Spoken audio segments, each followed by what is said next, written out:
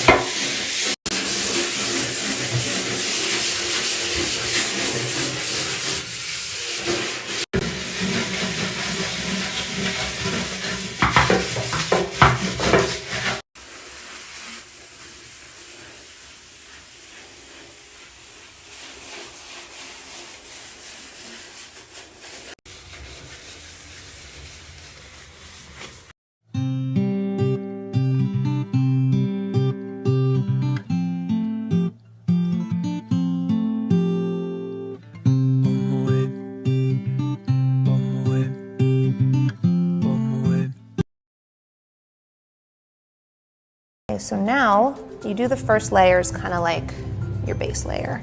And we are going to make a really pretty design. It's so simple, but yet people find this fascinating when they come into my house, and they also think that I am a sociopath, that I take the time to do this once a month. But you know what? You say OCD is a disease, I say it's a blessing. And people always ask, do I replace them every time someone eats one? No, I'm not crazy. I'm just organized every 30 days. I actually get excited when they start to diminish, because that means people like them. So you just keep stacking until you get to the top. Oh,